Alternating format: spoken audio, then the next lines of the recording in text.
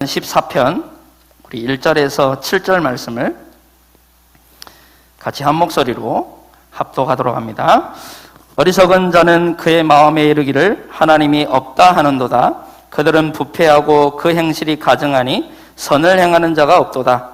여호와께서 하늘에서 인생을 굽어 살피사 지각이 있어 하나님을 찾는 자가 있는가 보려 하신즉 다 치우쳐 함께 더러운 자가 되고 선을 행하는 자가 없으니 하나도 없도다. 죄악을 행하는 자는 다 무지하냐. 그들이 떡 먹듯이 내 백성을 먹으면서 여호와를 부르지 아니하는도다. 그러나 거기서 그들은 두려워하고 두려워하였으니 하나님이 의인의 세대에 계심이로다. 너희가 가난한 자의 계획을 부끄럽게 하나 오직 여호와는 그의 피난처가 되시도다. 이스라엘의 구원의 시온에서 나오기를 원하도다. 여호와께서 그의 백성을 포로된 곳에서 돌이키실 때에 야곱이 즐거워하고 이스라엘이 기뻐하리로다. 아멘. 의인의 세대에 계심이라 라는 제목으로 양우석 부목사님 말씀 증거해 주시겠습니다.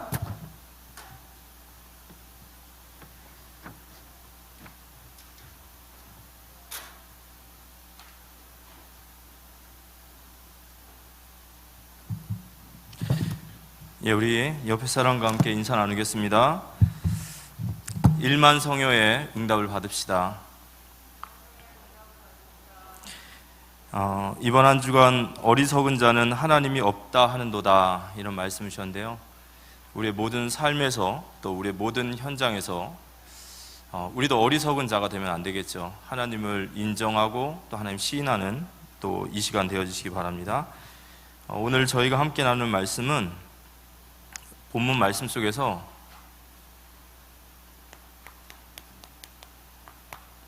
의인의 세대에 계심이라 하는 말씀을 함께 나누겠습니다.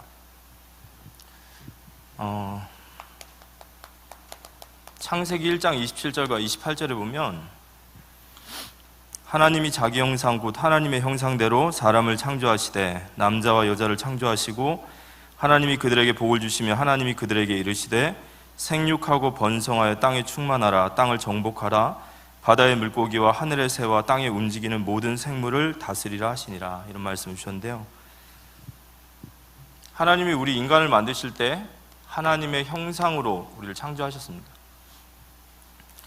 이 하나님의 형상이라는 말이 이제 이미지라는 의미가 있죠.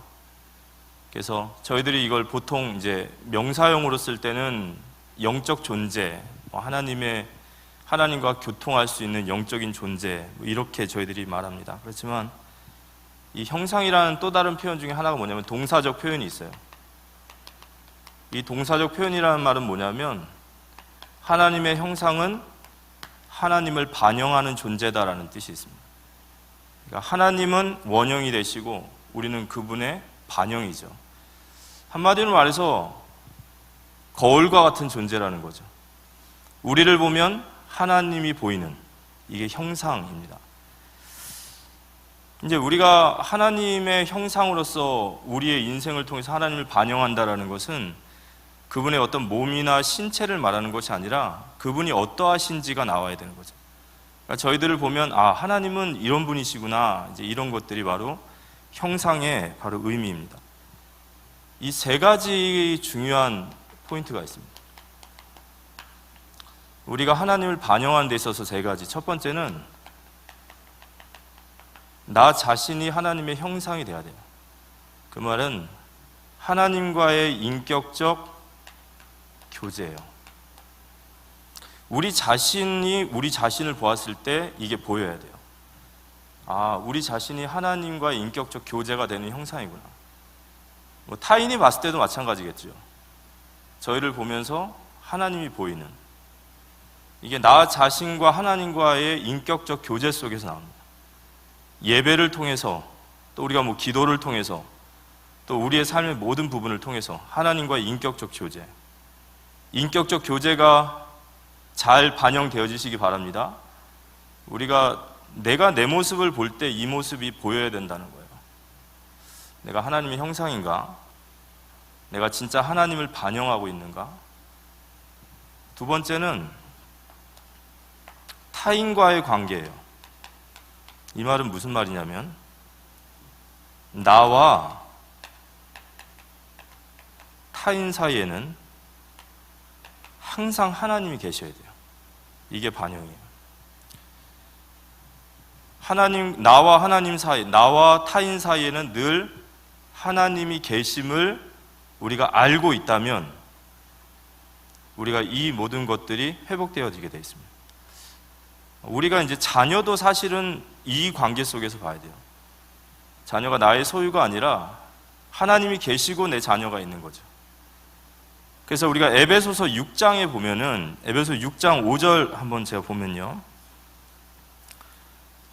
에베소 6장 5절에서부터 9절까지 말씀을 보면 종들과 이제 상전에 대한 이야기가 나오면서 이런 얘기를 합니다.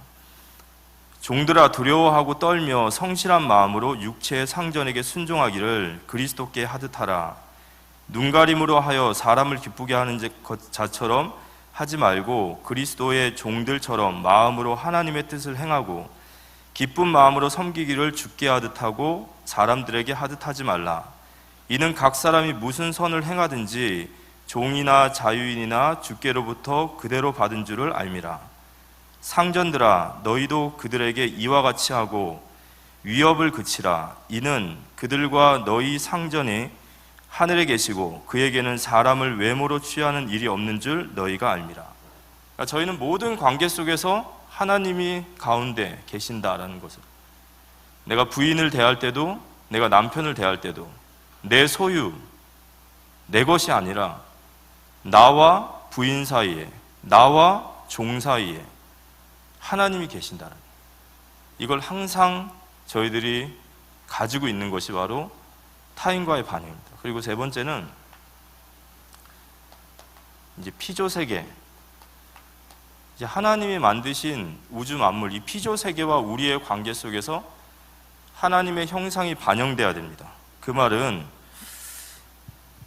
하나님이 우리 인간을 만드실 때 형상을 만드시고 28절을 주셨다는 것은 이 형상의 의미 속에는 인간을 창조하신 목적이 있어요. 그 목적 중에 하나가 이제 우리가 잘 알고 있는 문화 명령이라는 거죠. 다스리라, 이런 말이죠. 이 다스리라라는 말은 어떤 뜻이냐면은 하나님께서 만드신 창조물을 우리 인간에게 부여하신 능력을 가지고 하나님의 뜻대로 만들어가고 개발하는 것을 문화 명령이라고 해요. 그러니까 가령 하나님께서 아담에게 이제 동물들에게 이제 모든 동물들에게 이름을 져라 이렇게 얘기를 했습니다. 그래서 하나님이 이제 아담 앞으로 이제 동물들을 다 데리고 왔어요.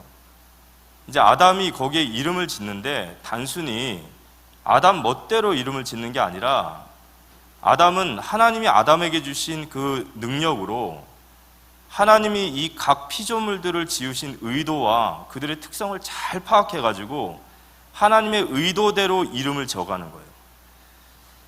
이게 문화 명령이에요. 하나님이 만드신 피조 세계를 우리들이 우리 마음대로 만들어내는 것이 아니라 하나님의 의도를 파악하고 하나님의 뜻을 잘 감찰해서 그걸 개발시켜 나가고 만들어 나가는 것이 바로 문화 명령입니다. 그런데 이게 타락 이후에는 좀 달라지죠. 왜냐하면 이 하나님의 형상 가진 인간이 타락함으로 이 형상이 왜곡돼 버린 거예요. 그래서 사람들이 하는 짓마다 모든 세상을, 피조 세계를 다 망가뜨려 놓은 거죠. 그럼 저희들은 이걸 회복시켜야 돼요. 다시 하나님의 형상으로, 왜곡된 하나님의 형상을 다시 회복시키고 그들과 함께 다시 세상에 하나님의 피조 세계인 이 땅을 하나님의 뜻대로 만들어 가야 될, 쉽게 말해서 사회적인 책임이 우리에게 있는 거죠. 이게 하나님의 형상에 대한 반영입니다. 그래서 오늘 이제 말씀을 보면 이 어리석은 자라는 말이 있어요. 이게 히브리어로 나발이라고 했죠. 이 나발이라는 뜻은 어떤 뜻이냐면 이 분별력이 없고 그리고 무감각한 자, 뭐 이런 뜻이 있어요. 그러니까 분별력이 없는 거예요. 이 사람의 특징, 감각이 없고 분별력이 없는 사람, 이 사람을 보고 어리석다라고 얘기합니다.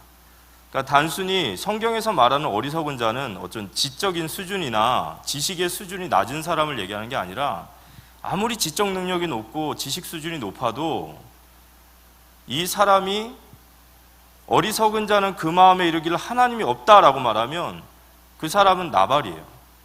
분별력이 없고 무감각한 사람인 거죠. 근데 이 어리석은 사람에게 있어서 세 가지 특징이 있어요. 오늘 성경을 보면 첫 번째는 그 사람은 하나님이 없다 얘기해요. 어리석은 자는 그 마음에 이르기를 하나님이 없다 하는도다. 하나님 없다고 말해요. 그리고 두 번째는 그의 행실은, 하나님 없는 사람의 행실은 하나님 보시기에 가증해요. 가증한 거죠. 온갖 가증한 짓을 행하고 그리고 부패되어 있다고 그러죠. 그리고 선을 행하지 못해요. 이 선이라는 것은 하나님이 보시기에 좋았더라 이거거든요. 이걸 할 수 있는 능력이 없는 거죠. 그러니까 하나님이 없는 자, 하나님이 없다 하는 자는 행실에서도 온갖 타락과 온갖 이런 죄가 나오는 거죠. 그러면서 하나님에 대해서 적극적으로 대적해요. 아주 적극적으로. 시편 14편 4절과 6절에 보면 죄악을 행하는 자는 다 무지하냐, 그들이 떡 먹듯이 내 백성을 먹으면서 여호와를 부르지 아니하는도다. 너희가 가난한 자의 계획을 부끄럽게 하나 오직 여호와는 그의 피난처가 되시도다. 이들은 끊임없이 하나님께 대적해요. 하나님이 없다라고 말을 하고 온갖 죄악을 다 범해요. 하나님의 선하신 뜻을 이루지 못하는데 늘 하나님 앞에 대적을 합니다. 아주 적극적으로. 그러면 이 사람들이 도대체 왜 그럴까? 우리가 이제 불신자들의 현장이잖아요. 이게 실제로 세상의 모습이에요. 이 땅에 살아가는 사람들의 모습입니다. 하나님 없다 하고 이 땅이 계속해서 더 고통받는 시대가 되어지는 이유가 뭐냐? 그들의 행실이 가증하고 부패하고 선을 행하지 않고 그들이 하나님을 계속 대적하기 때문에. 그럼 왜 이들이 이렇게 하느냐라고 할 때 성경에는 우리가 무신론자라는 말을 하잖아요. 근데 사실 하나님에 대한 존재에 대한 무신론자는 없어요. 그 말은 무슨 말이냐면 하나님이 없다라고 말하는 사람은 실제로 없다는 거예요. 그러니까 하나님이 없다라고 말하는 사람들도 사실은 하나님이 없다가 아니라 하나님이 없으면 좋겠다예요. 그리고 하나님이 없어져야 된다 이런 겁니다. 왜냐하면 이 로마서에 보면 로마서 1장 19절에서 21절에 보면 하나님이 우리 마음속에 하나님의 씨앗을 딱 심어놨기 때문에 그 속에 알만한 것을 넣어놨기 때문에 우리는 하나님을 부정하지 못해요. 그리고 모든 만물에 하나님의 신적인 능력을 담아놓으셨기 때문에 누구도 핑계하지 못한다. 하나님이 안 계시다라는 것을 핑계하지 못하는 거예요. 그러면 하나님이 계시다라는 것, 하나님이 안 계시다라는 것을 핑계하지 못하는데 왜 이 사람들은 이 모양으로 사느냐라고 할 때 1장 28절에 보면 정확히 내용이 나와 있어요. 로마서 1장 28절에 보면 또한 그들이 마음에 하나님 두기를 싫어하며 하나님께서 그들을 그 상실한 마음대로 내버려 두사 합당하지 못한 일을 하게 하셨으니. 이들은 하나님을 싫어해요. 하나님 마음에 두기 싫어한단 말이에요. 이제 이게 죄인인 거죠. 하나님을 마음에 두기 싫어합니다. 왜 싫어하느냐? 하나님이 있으면 굉장히 불편해져요, 이 사람들이. 왜냐? 하나님이 안 계셔야 돼요. 하나님이 계시면 굉장히 불편해집니다. 우리가 소위 말해서 불신자들의 가장 큰 특징은 나 중심이에요. 내가 내 중심으로 살아가는 데 있어서 하나님은 안 계셔야 돼요. 하나님 계시면 모든 게 불편해지는 거예요. 예를 들어 동성애, 저희들 동성애 인정하자라는 사람들도 있죠. 그 사람들에게 있어서 하나님은요 진짜 없어져야 돼요. 왜냐하면 하나님의 말씀에는 그게 진리가 아니란 말이에요. 그러니까 아까도 말씀드렸지만 하나님이 없다 하더라라는 말은 진짜 하나님의 존재론적으로 그를 부정하는 게 아니라 하나님이 없었으면 좋겠고 하나님은 없어져야 될 존재고 그들은요 하나님 없는 세상을 계속 꿈꿔요. 이 불신자입니다. 그리고 이들은 하나님을 두려워해요. 우리가 이제 애들이 부모님한테 뭐 잘못을 하면 무섭잖아요. 두렵지 않습니까? 근데 이 애가 잘못된 생각을 하는 거예요. 부모에게 혼날 것이 무서우니까, 두려우니까 차라리 부모가 없어졌으면 좋겠다 이런 생각이죠. 불신자들에게 하나님이 살아계시면요 그들에게 골치 아픈 거예요. 그래서 로마서 1장 32절에 보면 그들이 이 같은 일을 행하는 자는 사형에 해당된다는 것을 다고 하나님께서 정하심을 알고도 자기들만 행할 뿐만 아니라 또한 그런 일을 행하는 자들을 옳다고 말해요.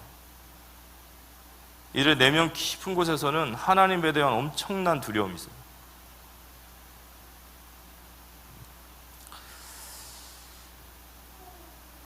우리가 이번 주에 이제 니체에 대한 얘기했지 않습니까? 신은 없다, 신은 죽었다. 그 사람도 신이 없다고 말하지 못해요. 신이 없길 바라는 거예요. 우리가 유물론자들, 공산주의자들 다 하나님 없는 것처럼 범죄하고 없다고 말하고 하지만 그들 끊임없이 하나님께 대적하지만 그들 역시도 그 내면 속에 하나님 없다는 거 부정 못해요. 요즘 이 시대가 정말로 이 시편 14편 1절의 말씀처럼 이 모든 시대가 합하여서 하나님이 없다라고 말하고 있어요. 그리고 하나님이 없는 세상을 만들려고 합니다. 그 내셔널 지오그래피에 보면 이어 밀리어라는 그런 다큐멘터리가 있었어요. 저는 그걸 완전히 다 보진 못했는데 거기에 내용은 한마디로 말해서 4차 산업혁명의 마지막에 대한 이야기예요. 4차 산업 시대의 마지막을 바라보는 그들이 결국에는 주창하고자 하는 건 뭐냐면 그런 거예요. 지금 4차 산업 시대의 모든 부분들을 보면은 예를 들어서 뭐 빅데이터라든지 인공지능이라든지 뭐 유전자 개발이라든지 로봇 공학이라든지 이 모든 것들을 가지고 이들이 꿈꾸는 세상이 있습니다. 싱글레이터 유니버시티라는 그런 대학이 있어요. 이 구글에서 후원을 하는 대학입니다. 이 대학이 앞으로 상품을 하나 만들려고 하는데 그 상품의 이름이 영생이에요. 그 사람들이 노골적으로 얘기합니다. 당신에게 영생을 약속하면 얼마를 돈을 줄 수 있겠냐. 엄청난 상품의 가치겠죠. 그들은 영생을 만들기 위해서 모든 기술력을 다 동원해서 만들려고 해요. 근데 그들의 생각이 얼마나 가증하냐면 이거예요. 우리가 신에게 굴복되어지고 복종되어지는 것은 우리 인간의 한계점이 있다는 거예요. 우리의 정보력이 하나님을 이상으로 넘어서고 우리가 수명이 연장되어지고 더 이상 노화되지 않고 모든 공간을 제어할 수 있는 힘이 생기면 우린 더 이상 신에게 복종할 필요가 없다는 거예요. 그걸 뭐라고 하냐면 그걸 호모데우스라고 합니다. 인간이 신이 된 인간을 바라는 거예요.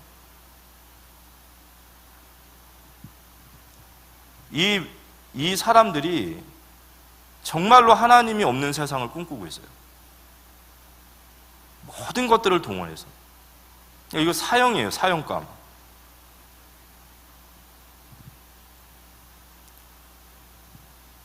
그래서 우리가 하나님 없는 사람, 하나님 없다라고 말하고 이런 어떤 가증한 일들을 하고 하나님 적극적으로 대적하는 이 모든 것들을 우리가 말하는 말로는 이걸 영적 문제라는 거죠. 진짜 영적인 문제입니다.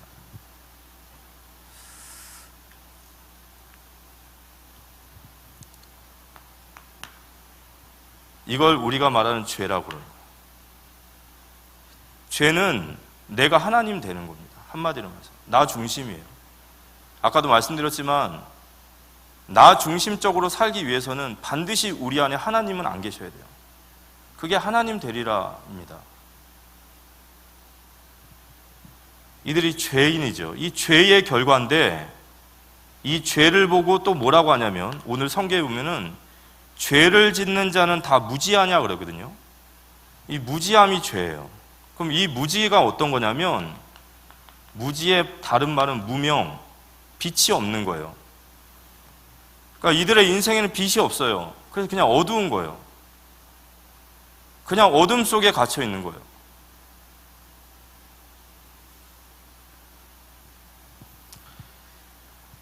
시편 14편 4절에 죄악을 행하는 자는 다 무지하냐 그들이 떡 먹듯이 내 백성을 먹으면서 여호와를 부르지 아니하는도다. 이 어둠 속에 잡혀 있어요. 그래서 호세아서 4장 6절에서 7절의 말씀 보면 내 백성이 지식이 없음으로 망하도다. 이 영적인 지식이 없는 거예요. 내 백성이 지식이 없음으로 망하는도다. 내가 지식을 버렸으니 나도 너를 버려 내 제사장이 되지 못하게 할 것이요 내가 하나님의 율법을 잊었으니 나도 내 자녀들을 잊어버리리라. 그들은 번성할수록 내게 범죄하니 내가 그들의 영화를 변하여 욕이 되게 하리라. 이 무지, 빛이 없는 상태 속에 있다 보니까 이 무지한 거예요. 뭐가 무지하냐? 자신들의 행동이 결국 자신들에게 어떤 결과로 다가올지를 전혀 몰라요. 왜냐? 어둠 속에 갇혀 있으니까.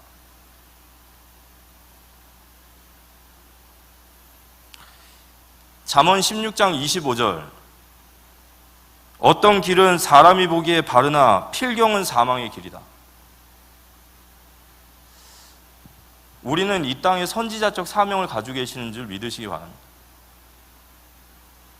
우리가 이 어둠 가운데 있는 무지한 자들이 아니고 우리가 진짜 우리 안에 빛을 보았다면 이 세상 사람들을 보면서 그들이 얼마나 무지함 속에서 이 무명함 속에서 정말 사망의 길로 간다라는 것을 아는 거죠.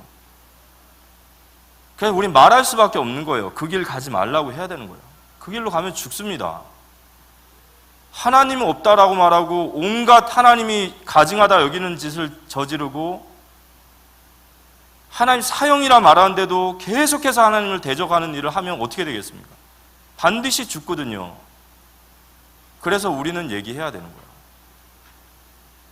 우리가 말하지 않는다라는 것은 두 가지 같아요. 극단적인 이기주의, 네 죽던 말던 네 마음대로 해라. 아니면 우리도 무지 속에 있던지. 우리는 선지자적 사명을 감당해야 되는 겁니다. 이 세상의 어리석은 자들을 향해서, 저 무지 속에 있는 자들을 통해서. 그렇다면 진짜 하나님 없다라고 말하고 하나님 두려워하지 않아서 온갖 저런 영적인 문제에 잡혀서 하나님의 가증하고 부패하고 선을 행하지 않고 하나님을 적극적으로 대적하는 이 시대, 이 세상의 모습이잖아요. 이 세상 속에서 우리 교회와 우리 성도의 진짜 위치가 뭐냐 이거죠. 의인의 세대에 계심이라 라는 말씀 주셨는데요. 의인이 누군가요? 오늘 성경을 보면은 14장 2절에 보면 여호와께서 하늘에서 인생을 굽어 살피사 지각이 있어 하나님을 찾는 자가 있는가 보려 하신지 그랬어요. 의인은 누구냐면 지각이 있는 자, 지혜로운 자, 바로 하나님을 찾는 자예요. 우리가 성경을 보면은 핑계댈 것이 없는데도 하나님을 찾지 않습니다. 그게 이제 죄인이죠. 왜 그러냐? 왜 사람들이 이렇게 사느냐? 아니, 온 천하 만물을 보면서 하나님의 살아계심을 알고 자기들의 마음속에 그 두려움이 있고 그런데도 왜 이렇게 하나님 앞에 죽을 짓을 하느냐? 왜 하나님을 찾지 않느냐? 그 죄 때문에 그러거든요. 죄로 말미암아. 근데 우리는 지각이 있어 하나님을 찾는 자들이에요. 그 이유가 뭐죠? 우리의 죄 문제가 해결됐기 때문에 그래요. 우리가 예수 그리스도로 말미암아 하나님의 자녀가 되어지고 우리가 죄로부터 하나님 앞에 죄 사함을 받았기 때문에 하나님의 찾으시는 그 의인이 바로 저와 여러분이에요. 근데 하나님이 우리를 이렇게 죄에서 구원하신 것은 우리만 구원시키기 위하심이 아니란 말이에요. 우리만 구원받고 우리만 저 죄사함 받고 천국에 가는 것이 아니라 하나님은 이 어리석은 세상을 향해서 계획을 갖고 계시는 거예요. 우리를 통해서 이 땅의 세상 속에서 정말로 이 영적인 무지 속에 죽는 줄도 모르고 가는 그들을 건져내시고 살리시는 것이 하나님 우리를 향하신 계획이신 줄 믿으시기 바랍니다. 이게 우리가 세상 속에서의 우리 위치예요. 전에도 말씀드렸지만 교회가 전도가 다냐라고 말할 수도 있어요. 교회라는 것을 꼭 전도라고만 말해야 되느냐? 교회는 참 여러 가지로 얘기할 수 있지만 교회가 이 땅에 있는 동안에, 이 땅 지상에 있는 동안에는 교회의 존재 목적은 전도와 선교입니다. 우리는 복음의 빚진 자라는 얘기를 하잖아요. 왜 복음의 빚진 자죠? 하나님 우리를 구원하신 것은 죄인을 구원하시기 위해서 우리를 먼저 건져내신 것뿐이에요. 우리가 우리 가족 중에 조금 더 수준이 낮고 좀 괜찮아서 우리를 건져내신 것이 아니라 내 아버지를 먼저 건질 수도 있고 내 형제를 먼저 건질 수도 있어요. 자랑할 것이 없는 것이 그들을 구원하시기 위해서 우리를 먼저 불러주심을 믿으시기 바랍니다. 우리는 복음의 빚진 자예요. 그리고 하나님이 찾으시는 그 의인이 바로 저와 여러분이에요. 그 하나님이 없다라고 말하는 세상, 진짜 온갖 하나님 싫어하시는 저 부패와 가증한 일, 저 하나님을 대적하는 이 세상 속에서 우리를 부르신 이유는 뭐냐면 의인의 세대에 살아계신 하나님이 계심을 보이기 위해서요. 쉽게 말해서 무슨 얘기냐? 저들이 이런 얘기를 할 거예요. 하나님은 없다 얘기하면서요, 하나님 보여달라 이렇게 얘기할 겁니다. 하나님이 살아계시면 보여달라. 성경은 우리가 이 땅에 살아가야 될 존재 목적, 사명이 뭐냐? 의인의 세대 속에 살아계신 하나님을 보이는 거예요. 우리 안에 계신 하나님을 그들에게 보여주시는 거예요.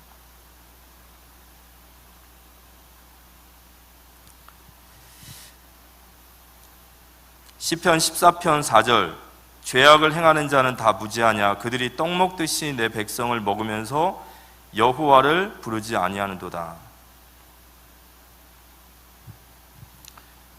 세상은 하나님이 없다라고 말하고 온갖 죄악 가운데 있지만 그대로 가만히 있지 않습니다. 이들은 적극적으로 하나님을 대적해요. 그 말은 적극적으로 하나님의 사람인 교회와 성도들을 적극적으로 대적합니다.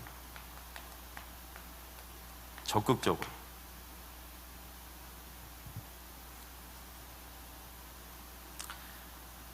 (14장 5절) 보면 그러나 거기서 그들이 두려워하고 두려워하였으니 하나님이 의인의 세대에 계심이로다. 그러나 그들이 결국 우리를 보면서 두려워하게 돼요. 왜냐?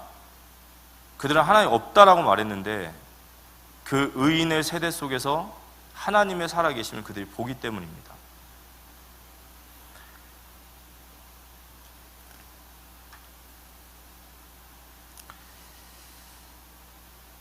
세상이 우리에게 하나님을 보여달라라고 말을 할 때는, 하나님 보여주면 믿겠다라고 할 때 하나님 보면 다 죽어, 틀린 말은 아닙니다. 근데 세상이 우리에게 말할 때는 그런 의미가 아니에요. 네가 진짜로 하나님을 믿는다면 내가 너를 보면서 하나님을 보여달라 이거예요. 그래서 우리가 의인의 세대 속에 하나님이 살아계심이라는 것은 다른 의미가 아닙니다. 불신자들이 우리를 향해서 하나님을 보여달라라고 하면 나를 보면 하나님 볼 수 있어 라고 말해요. 맞습니까? 나를 보면. 아까 제가 형상이라는 말씀 드렸죠. 하나님이 어떠하신가를 보여주는 게 우리의 사명이에요. 세상이 우리 개인과 우리 교회와 우리 후대들을 보면서 의인의 세대 속에 계시는 하나님을 보는 그 은혜가 임하기를 기도합니다. 불신자들이 하나님 없다라고 말해요. 그런데 우리 자신과 우리 교회와 우리 후대들을 보면서 하나님의 살아계심을 보는 거예요. 아, 하나님이 저런 분이시구나. 이게 우리의 사명인 줄 믿으시기 바랍니다. 이게 우리의 기도 제목이에요. 우리가 이 땅에서 존재해야 될 목적입니다. 하나님을 반영하는 자.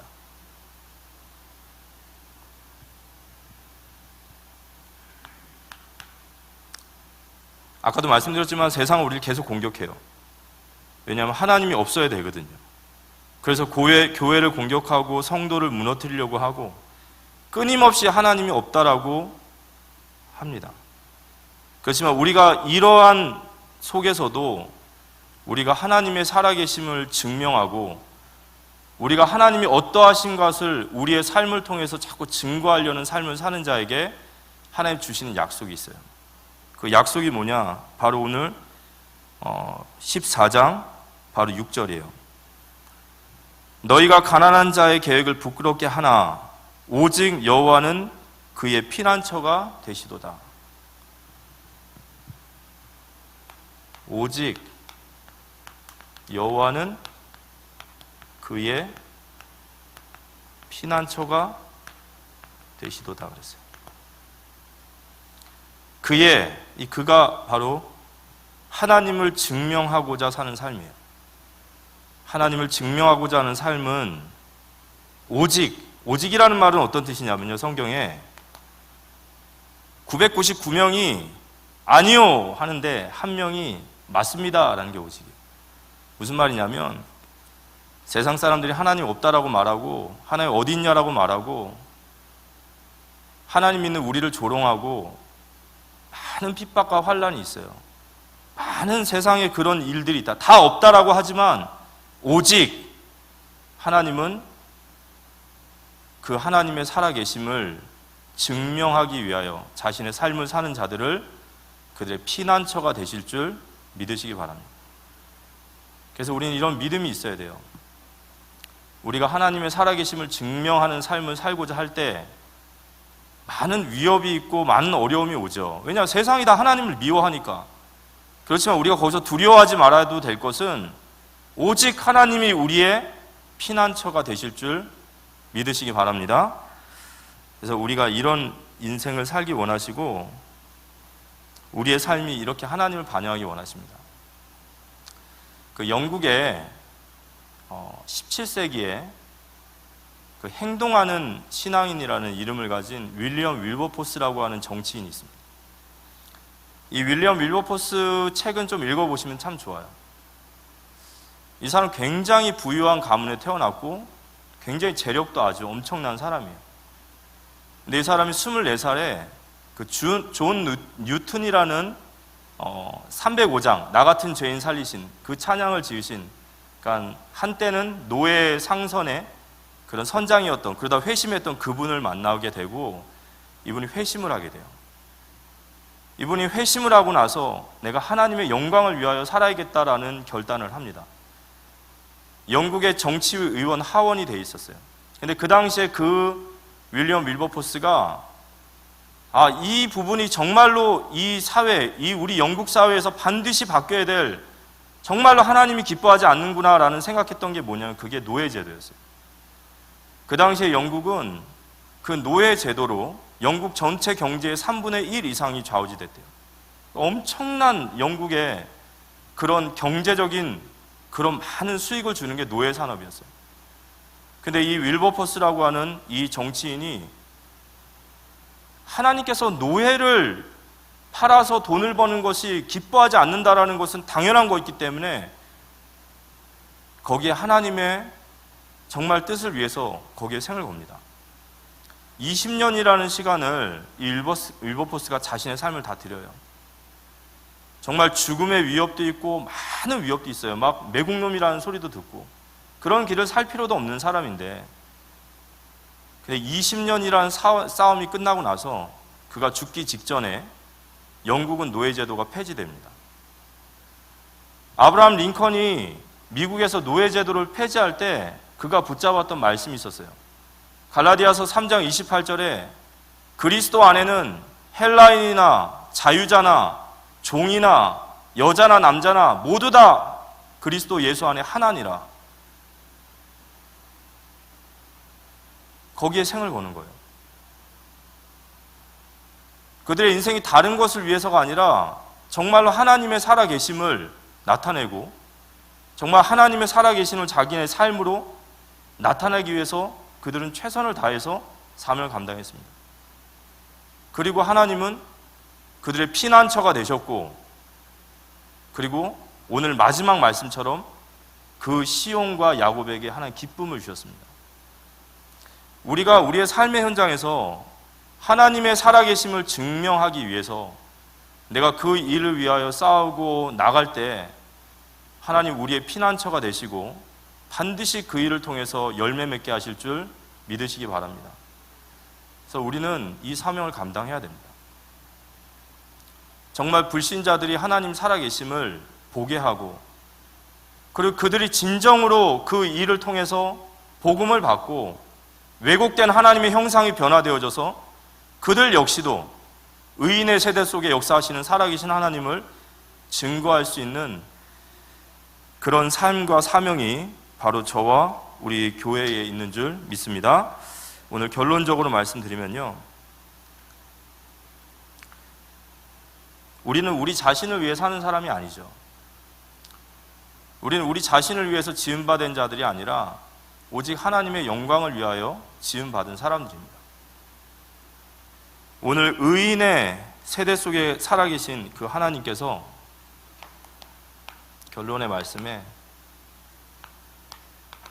이 어리석은 세상이잖아요. 살아계신 하나님을 없다 말하고 하나님이 가장 싫어하는 가증하고 부패하고 선한 일을 하지 못하고 하나님께 대적을 해요. 엄청나게 어리석은 세상이에요. 진짜 무명과 무지 속에 잡혀있는 세상입니다. 예수님께서 십자가에서 못 박히실 때 그들을 위해 기도하셨어요. 아버지, 저들이 자신들이 하는 짓이 무엇인지도 모른다고. 몰라요.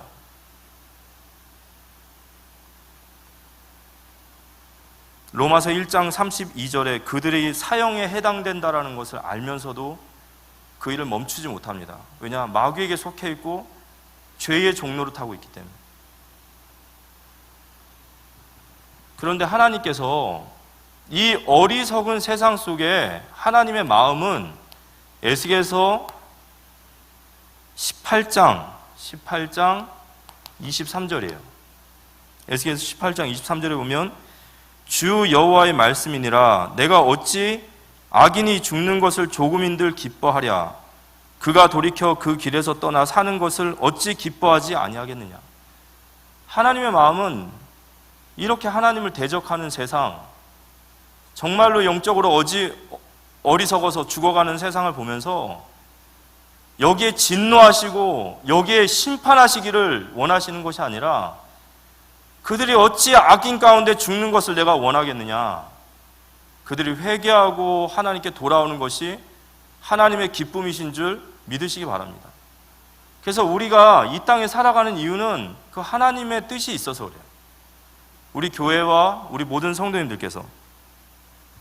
그래서 우리는 지금부터 의인의 세대에 하나님의 살아계심을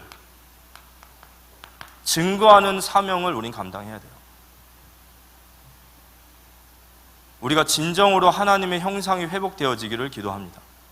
우리 자신이 하나님과의 인격적인 관계가 회복되어지고 우리가 타인과의 관계 속에서도 항상 하나님이 그 가운데 계셔서 그 관계 속에서 하나님이 나타나고 우리가 세상을 살아가면서 우리의 업, 우리의 가정, 우리가 하는 모든 행동 속에 정말 하나님의 영광이 드러나고 하나님의 뜻이 이루어지는 일에 우리가 거기 적극적으로 나아가는 그런 삶이 돼야 되겠죠. 그래서요, 이 땅의 교회는요, 완전한 교회는 없어요. 저희들이 이런 말씀을 들으면 참 마음에 눌림이 오죠. 아무리 봐도 내게 참 먼 이야기 같고, 하나님의 형상을 반영해야 될 내가 되려 욕을 먹고 있는 위치에 있을 수도 있고, 뭐 이럴 수 있습니다. 그렇지만 저희들이 낙심하지 말 것은, 저희는 완전한 교회는 이 땅에 없어요. 그렇지만 교회는, 완전한 교회는 없지만 그 온전하심을 따라가는 교회여야 돼요. 무슨 말이냐? 우리의 인생의 방향성은 분명히 붙잡고 가야 되는 거예요. 우리는 계속해서 변화되어야 됩니다. 우리의 삶을 통해서 하나님이 반영되어질 수 있도록 계속해서 끊임없이 우리는 그 방향을 놓치지 말고 가야 되는 거예요. 그래서 우리를 알고 있는 사람들이, 우리를 보는 불신자들이, 다음 세대가 하나님 어디 있냐라고 말하고 하나님이 없다라고 말하는 세상에 의인의 세대 속에 살아계신 하나님을 우리는 증거할 수 있어야 돼요.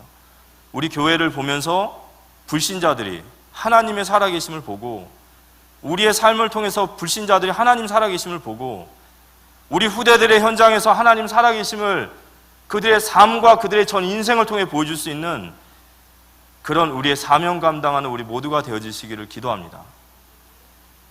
방향 잡고 가면요, 그 과정 속에 하나님의 살아계심이 계속 나타나는 거예요. 계속해서 변화되어지고, 우리를 아는 사람들이 참 하나님 살아계시는구나, 너를 변화시킨 하나님을 참 보니까 진짜 하나님 살아계시는구나.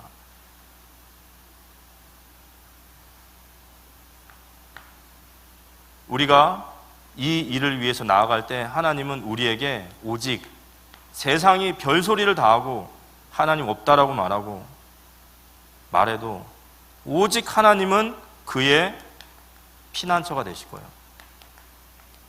반드시 승리하게 되실 겁니다. 하나님은 의인의 세대 속에 살아계십니다. 저와 여러분 사이에 하나님은 살아계시고, 우리 교회의 하나님이 살아계십니다. 이제는 하나님의 뜻은 정말로 하나님이 없다라고 말하는 세상에 우리가 하나님의 살아계심을 증명해야 돼요. 그분이 나와 함께 하시고 그 하나님이 나의 인생을 변화시킴을 우리가 증명할 때 주님께서 가장 기뻐하시는 바로 우리 모두의 모습이 되어질 줄 믿습니다. 방향을 잡고 한 발 한 발 주님 앞에서 신실하고 성실하게 나아가는 우리 모두가 되시기를 살아계신 예수님의 이름으로 기도합니다.